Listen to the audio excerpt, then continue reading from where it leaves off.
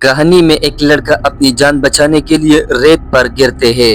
वो खुद को उठाने की कोशिश करता है, लेकिन इसी वक्त रेत के अंदर से जड़ों जैसी कई चीजें तेजी से बाहर निकल आती है। दरअसल ये इस खतरनाक मखलूक के टेंटिकल्स होते हैं।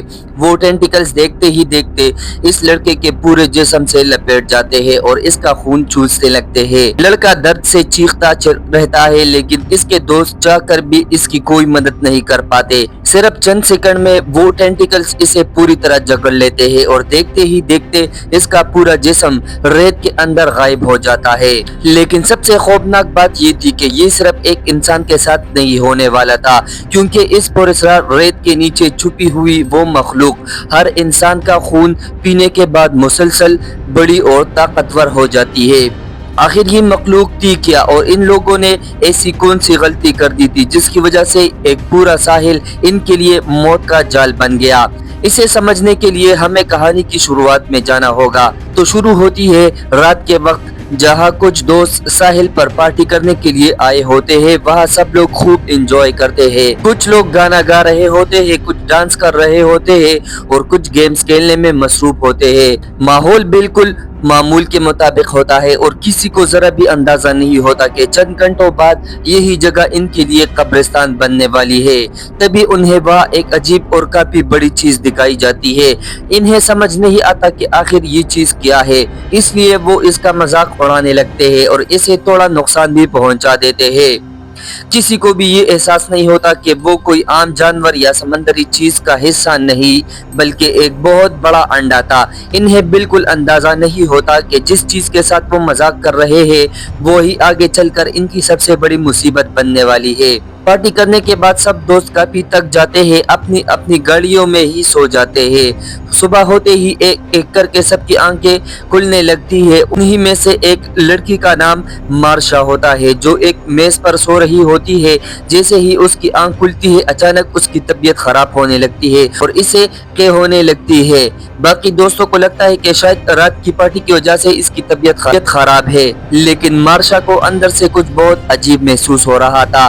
तभी एक लड़की की नजर रेत पर पड़े एक परिंदे पर पड़ती है। परिंदा बिल्कुल ठीक दिखाई दे रहा होता है, लेकिन अचानक रेत इसे अपने अंदर खींचने लगती है, जैसे वह कोई गहरा दलदल हो। ये देखकर वो लड़की घबरा जाती है और फौरन मार्शा को खबर करती है कि वो रेत पर कदम ना रखे, क्योंकि वह खतरा है। लेकिन तब तक बहुत देर हो चुकी होती है।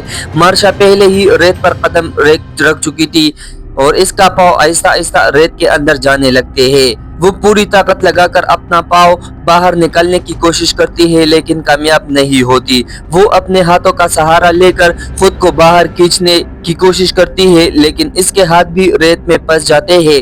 मार्शा बुरी तरह घबरा जाती है और मदद के लिए चीखने लगती है। इसके दोस्त इसकी मदद के लिए आगे बढ़ना चाहते हैं, लेकिन इन्हें डर होता है कि अगर इन्होंने भी रेत पर कदम रखा तो उनका भी यही हाल हो सकता है। मार्शा की हालत देखकर गाड़ी में बैठा उसका दोस्त खुद इसकी मदद के लिए बाहर निकल आता है। बाकी लोग उसे रोकने की कोशिश करते हैं, लेकिन वो इनकी बात नहीं सुनता।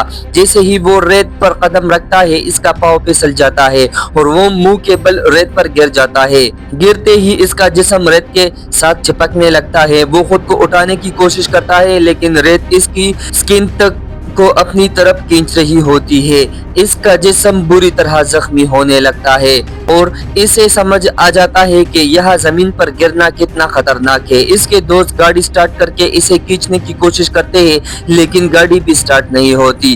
तभी इसका एक दोस्त इसकी तरफ रस्सी फेंकता है, लेकिन वो लड़का इतनी बुरी हालत में होता है कि वो रस्सी पकड़कर भी नहीं पाता। चंद ही मिनटों में इसका पूरा जिस्म रेत के अंदर चला जाता है। इसके दोस्त बस इसे रेत में गायब होते हुए देखते रह जाते हैं। इनके पास इसे बचाने का कोई रास्ता नहीं होता। अब सब बुरी तरह डर जाते हैं और फैसला करते हैं कि जितनी जल्दी मुमकिन हो इन्हें यहाँ से निकलना होगा। गाड़ी की ड्राइविंग सीट पर जो लड़का बैठा होता है उसका नाम जोना होता है।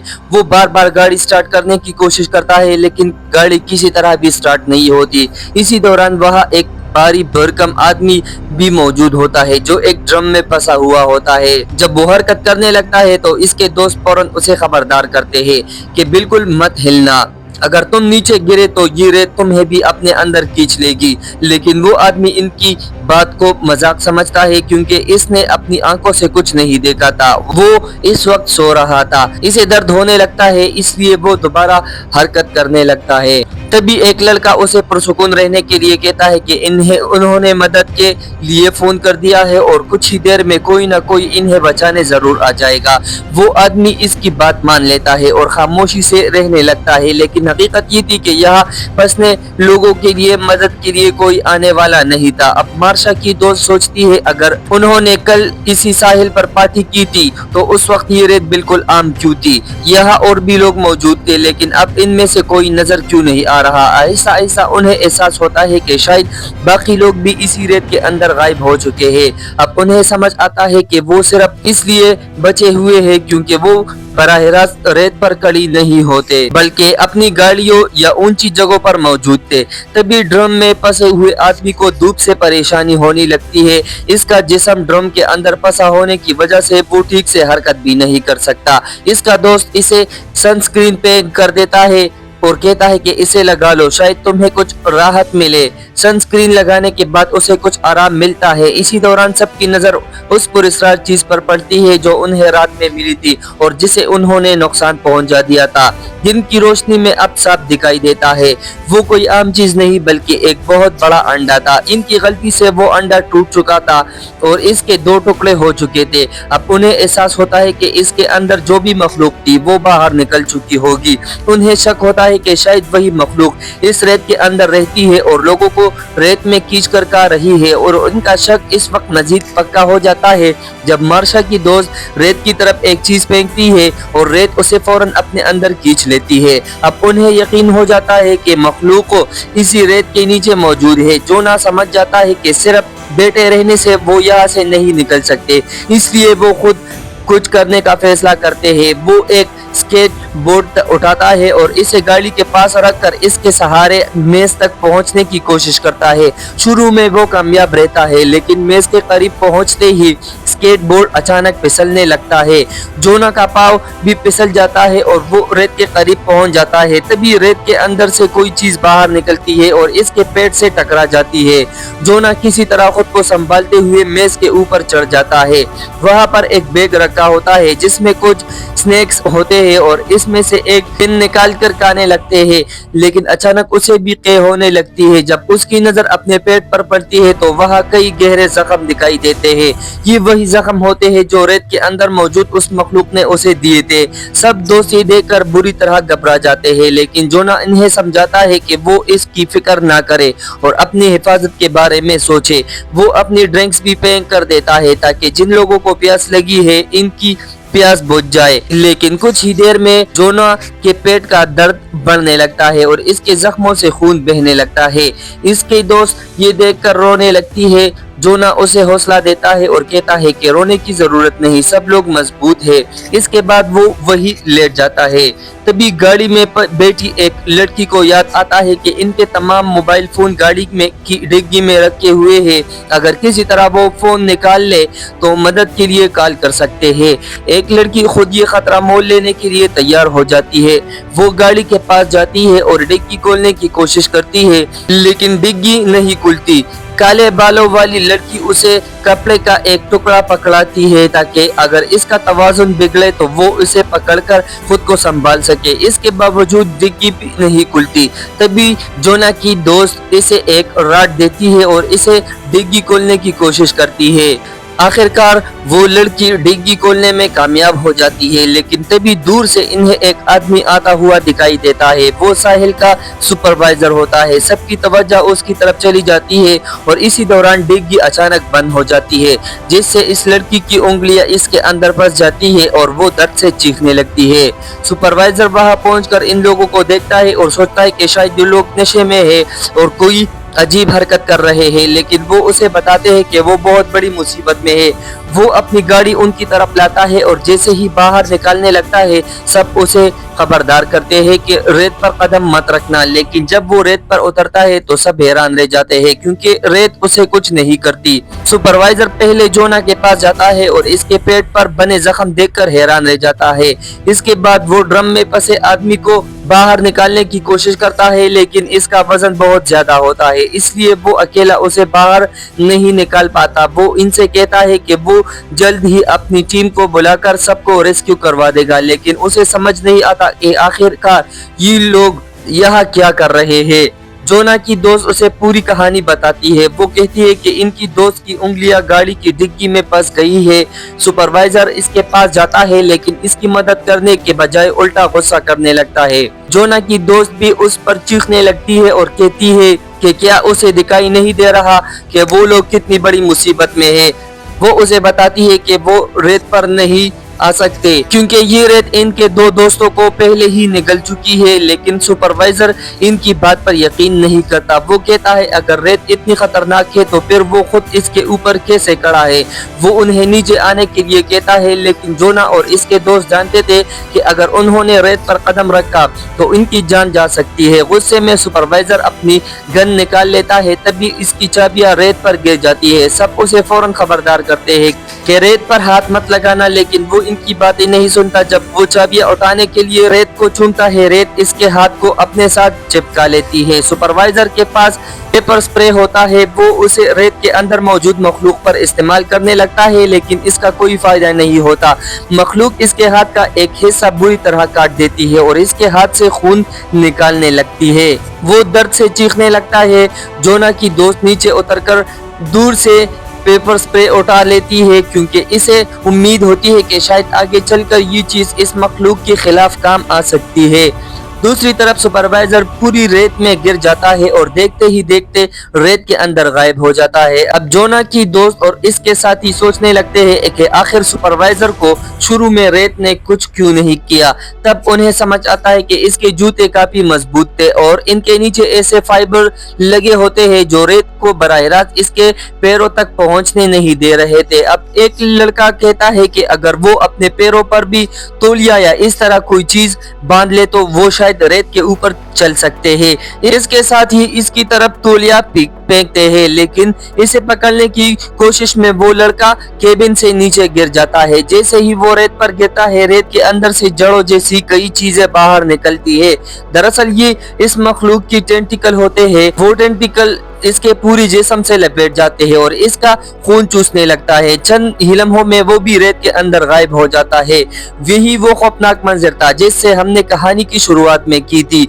अब काले बालों वाली लड़की अपने कानों पर हाथ रखकर रोने लगती है। जोना की दोस्त उसे समझाती है कि सब ठीक हो जाएगा। इसके बाद वो एक ग्रिल को सीधा करके रखती है और दूसरी ग्रिल भी निकालकर इसके साथ जोड़ा देती है, लेकिन इसी रास्ते का इस्तेमाल करते हुए वो केबिन से गाड़ी तक पहुंच जाती है। गाड़ी में पहुंचते ही वो काली बालों वाली लड़की को गुस्से में थप्पड़ मार देती है, क्योंकि साहिल पर आने का प्लान इसी का था। ताहम इस पूरे हादसे की जिम्मेदार वो लड़की अकेले नहीं थी। दोनों मिलकर इस लड़की की उंगलियां डिग्गी से निकालने की कोशिश करती है और आखिरकार उसे बचा लेती है। इसके बाद जोना की दोस्त इसके हाथ पर तौलिया बांध देती है ताकि खून नीचे रेत तक ना पहुंच सके।